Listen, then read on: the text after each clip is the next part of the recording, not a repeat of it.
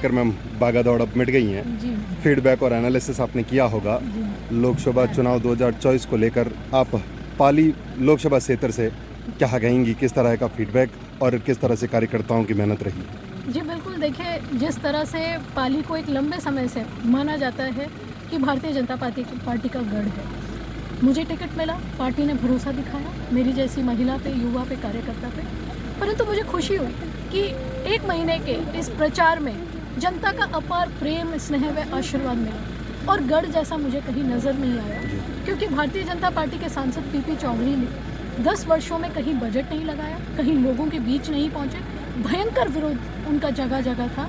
तो उन्होंने उसकी वजह से प्रचार में भी जाना बंद कर दिया और वोट तक मांगना बंद कर दिया। लोगों से, कार्यकर्ताओं से कहने लगे कि आप मुझे वोट मत दो, मोदी जी को दे दो। तो मैं आपको कहना चाहती हूँ, बहुत धन्यवाद देना चाहती हूँ कि मुझे चाहे युवा हो, चाहे महिला हो, चाहे बुजुर्ग हो, सबका अति प्रेम व आशीर्वाद मिला।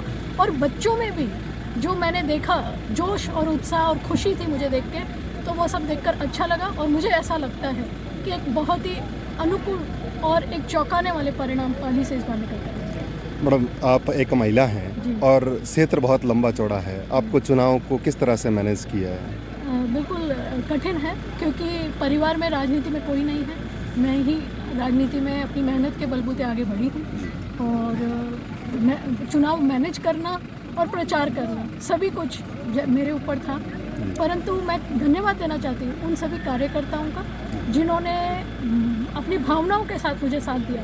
कई ऐसे क्षेत्र कि लंबा चौड़ा एरिया होने की वजह से मैं कहीं गाँवों तक नहीं पहुँच पाई, ढाणी तक नहीं पहुँच पाई, पर अब शादी और सभाओं में चुनाव के बाद मैं जब पहुँच रही हूँ तो वहाँ मुझे पता लग रहा है कि लोगों ने बढ़ चढ़ कर साथ दिया, बढ़ चढ़ कर आशीर्वाद दिया। स्वयं संगीता बेनीवाल बनकर उन्होंने जो मेरे लिए वोट में काम किया, प्रचार में काम किया और जो मैनेज किया, वो सब उन्होंने ही किया। उसके लिए मैं उनकी बहुत आभारी हूँ।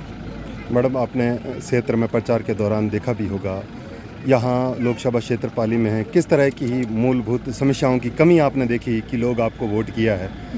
वो कौन से मुद्दे रहे जिन पर आपने फोकस किया, आपने नोटिस किया होगा, जिसके आधार पर लोगों ने आपको मतदान किया है? बिल्कुल, देखिए सबसे बड़ी समस्या जो थी वो पानी की थी।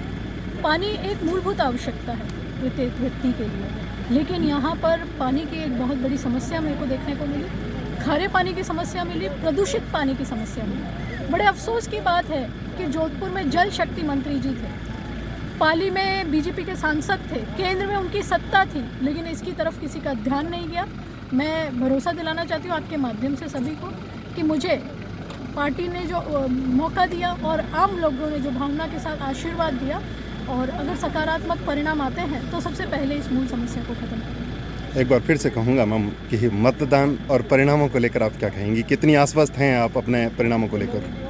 पूरी तरह से आश्वस्त हूँ। जहाँ पे भी जा रही हूँ चुनाव के बाद जी, वहाँ पर बहुत ही उत्साह व जोश अभी तक लोगों में देखने को मिल रहा है। जी। आप लोकसभा क्षेत्र के निवासियों को क्या कहना चाहेंगी इस मतदान के बाद? मैं बहुत हाथ जोड़कर धन्यवाद देना चाहूँगी और आभार व्यक्त करना चाहूँगी कि आप लोगों ने मुझे जो आशीर्वाद दिया, प्रेम दिया, स्नेह दिया, मेरे नहीं पहुंचने के बावजूद भी जो आपने बूथ पर मजबूती से काम किया, उसके लिए मैं बहुत ऋणी रहूँगी और हमेशा आपके बीच में। Thank you.